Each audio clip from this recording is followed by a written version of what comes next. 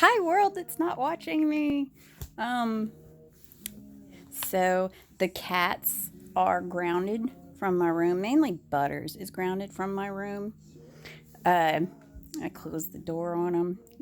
Everybody else in the house hates when the door is closed. They think like mom's getting dressed or something. They're all like outside of the door here and there going, is mom asleep? Is mom doing? No, mom is keeping Butters out, and the other ones, if I let them in and close the door, they'll hang out at the door messing with Butters. So Butters is grounded because, okay, now all of our males are fixed. Well, Butters, a lot of times we keep our bathroom door closed because there's plants in there, and Lexi and Precious like to chew on the plants. Pumpkin likes to lay on the mat, so Pumpkin's allowed in the bathroom when the door is open.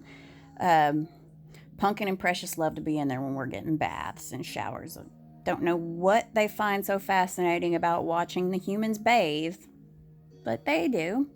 Precious, in fact, likes it when you pet her with wet hands. It's weirdo. But Pumpkin's allowed in there. Tuffy knocks things down, so Tuffy's not allowed in there either. So anyway, I had the door open because I was filming Butters playing with plastic, and my husband came in and left the door open.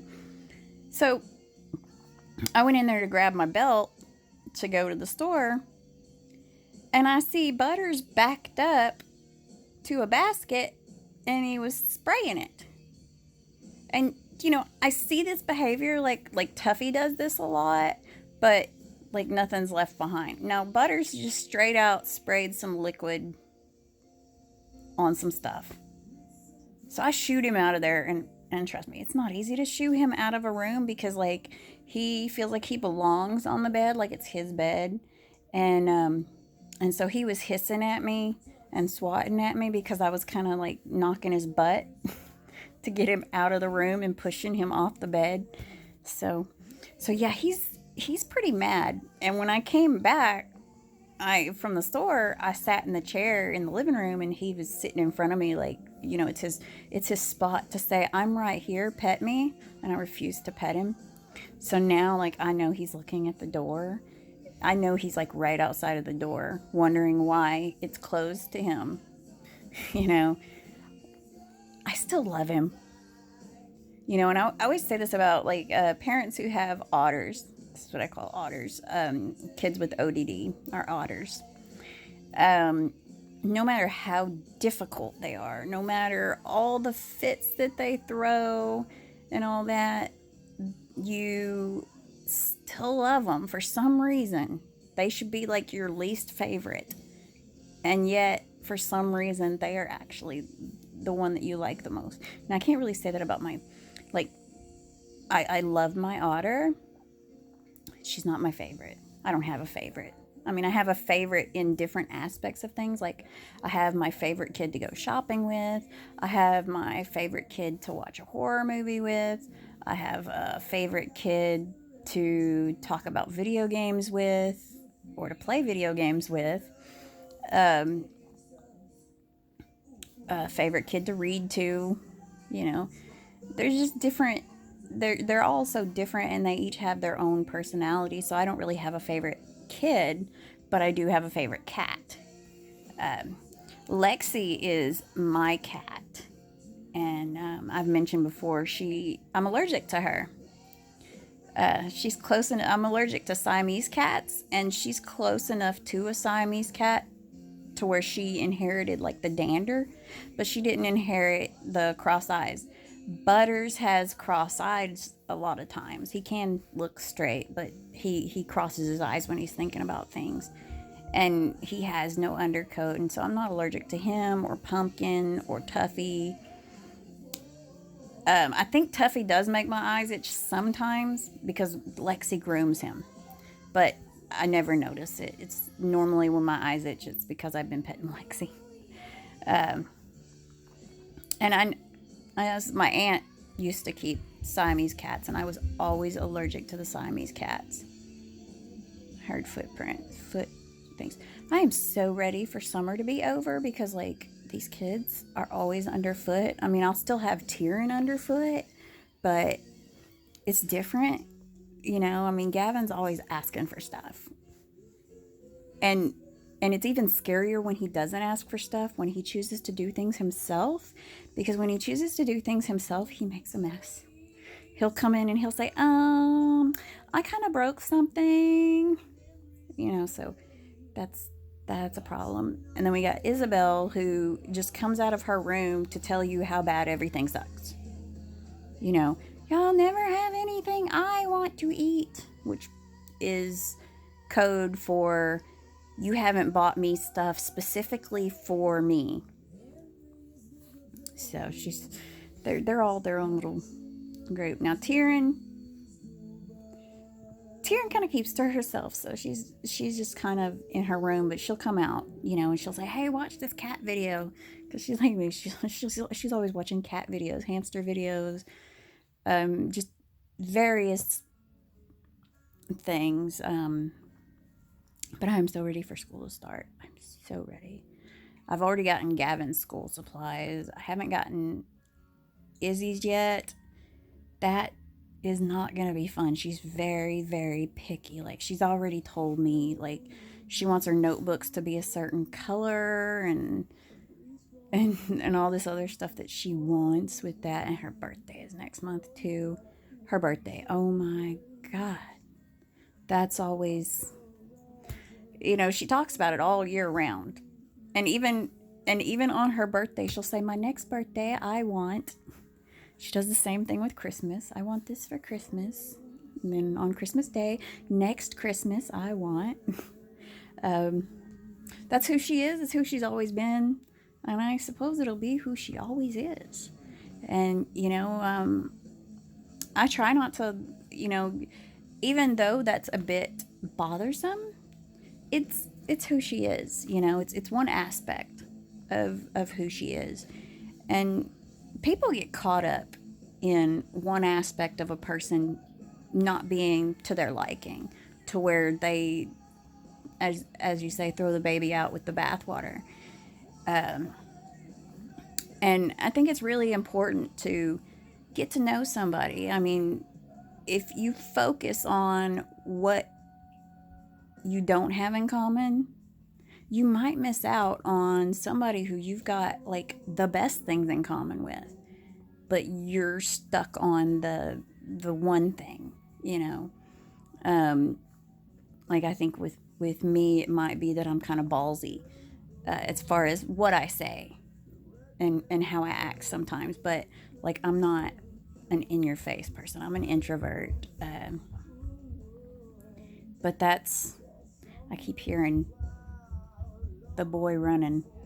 He never walks anywhere. He's 7 years old and he never freaking walks anywhere. He's always running. I always know when he's coming. I always know when Tyrion's coming, because Tyrion's normally running her mouth when she's coming. Isabel is a little bit... Sometimes she just kind of shuffles, so you may not hear her coming until she like just pops up. And you never know when she pops up what she's going to say or do. Sometimes she can come in and she'll just walk in, she'll just slap her ass and go juicy, and then just leave the room. You don't know what she's going to do or say. I mean, with Tyrion, it's always, she's got something to tell you. With Gavin, he's got something to ask you. But if I took the things I don't like about people, I just try to, if they're talking about something that I have issue with, I change the subject.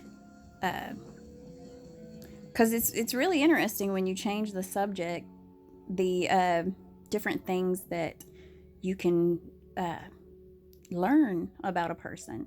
Of course, I've got a big habit of changing the subject anyway in the course of a conversation, because one sentence can spark a thought of something that I know that I find like super interesting, which is a lot of things that I know and find super interesting. So, I'm like, my brain, sometimes my brain is like that doggone squirrel. Just it's just gone. Um, and if I don't say what I'm thinking when I'm thinking it, it just disappears. Like if somebody's talking, I'll forget, and then I'll get really frustrated. Not with them. I'm not frustrated with them so much as myself. But I do get frustrated with people when, like, especially the kids, when they're saying something and I already know what the whole sentence is. So I'll be like, come on, let's go. Spit it out. Spit it out. Come on, spit it out. You know, why don't you have the whole question formulated before you come ask it? Why are you stumbling? Because I am not unapproachable. A person can ask me anything and I'll answer. Um, and typically, it just depends on, there are loaded questions, but for the most part, I'm going to take it at face value and I may not answer correctly because I may not get like the gist. I'm not very good with like nuances and stuff. I'm pretty straightforward. So somebody might ask me something and it's like, okay, I've always told people, I'm like, if you're ready to go to bed, just tell me to leave. Or if you want me to leave, just tell me to leave, because like I don't get mad when somebody says, well, hey, it's been great seeing you, but it's time for you to go. Okay, as long as I haven't been there for just 1 minute, if I've been there like 10, 15 minutes, no big deal. I understand people got plans. And I used to have a really bad habit of just showing up and not calling ahead of time. Now I make sure people are home. I make sure that they're not busy doing something. Um, Unless I just happen to be in their neck of the woods, which doesn't happen much anymore. I mean, it used to happen all the time. But now it's like I have no reason to go where a lot of these old friends live, that I might visit. So if I find myself out there, I typically call ahead of time and say, "Hey, I'm going to be in that area. Are you going to be home? Would you mind if I stop by?" Cuz I mean, who says no, I don't want to see you? I mean, that's kind of mean. I wouldn't say that to somebody. I would not say, I mean, even if it's somebody I don't want to see, I would not say to them, "Hey, I'm going to be home, but I don't want to see you." That's just, I try not to be mean to people. I try to be polite. I might miss certain things. Like, I'm not the type that says, "Hey, you want something to drink?" No, I'll sit there and drink on my drink until you say you're thirsty. I'm horrible about it. Um, but I try to find common ground with everybody. I mean, one of my best friends, I wouldn't date him ever, but he's a great guy.